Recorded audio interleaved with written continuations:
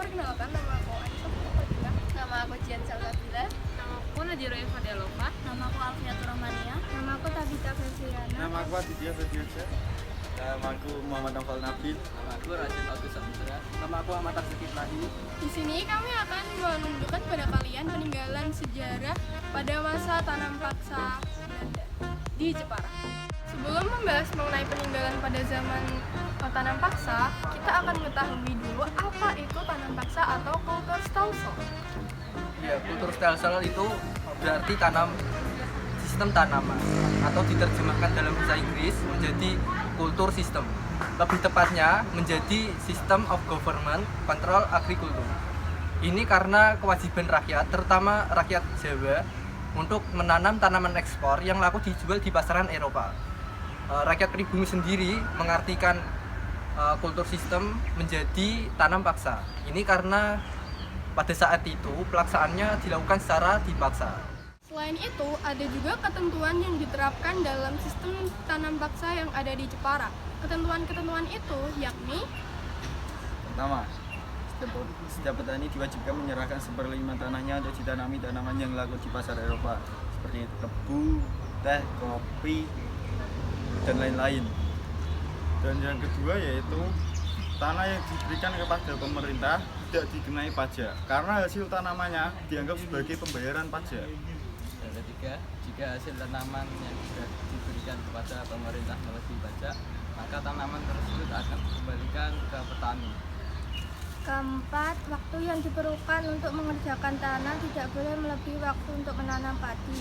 Kelima, penduduk yang tidak memiliki tanah wajib bekerja di pemerintahan Belanda selama 65 hari. Keenam, kerusakan tanaman akibat bencana alam ditanggung oleh pemerintah. Ketujuh, pelaksanaan tanam paksa diserahkan kepada pemimpin-pemimpin pribumi dan pegawai Eropa bertindak sebagai pengawas. Selain itu, di Kabupaten Jepara juga terjadi sistem tanam paksa yang dilakukan oleh Belanda. Nah, bagaimana sih pelaksanaan sistem tanam paksa yang ada di Kabupaten Jepara? Nah, pelaksanaan tanam paksa yang ada di Kabupaten Jepara itu tanaman yang ditanam adalah tebu. Penanaman tebu ini membawa beban bagi rakyat karena pengolahan tanah yang intensif, juga pengairan dan pemeliharaannya yang susah. Tapi ada juga segi positif dari tanam paksa ini. Yang pertama adalah memberikan kesempatan kerja bagi masyarakat, juga memberikan pendapat bagi masyarakat yang kurang mampu. Selain itu, ada juga peninggalan pada zaman tanam paksa yang berada di Kabupaten Jepara.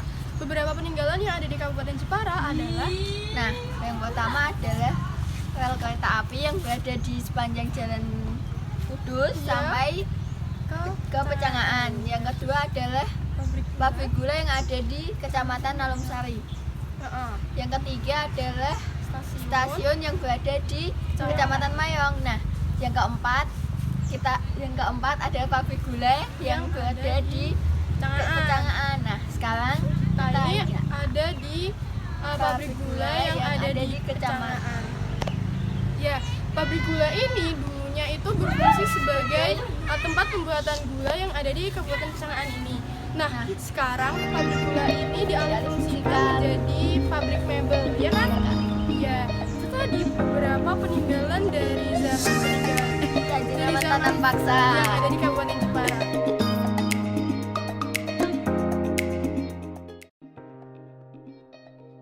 Semarang Johannestum Tram adalah salah satu perusahaan kereta api yang dahulu mengoperasikan jalur kereta api sepanjang 417 km di sekitar Semarang dan wilayah Muria Raya, Jawa Tengah.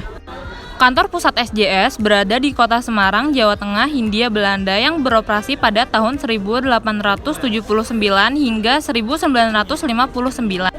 SJS didirikan pada 1 Desember tahun 1879 dan beroperasi pada 28 September tahun 1881. Pada tahun 1959, Presiden Soekarno mengeluarkan Peraturan Pemerintahan Republik Indonesia Nomor 40 Tahun 1959.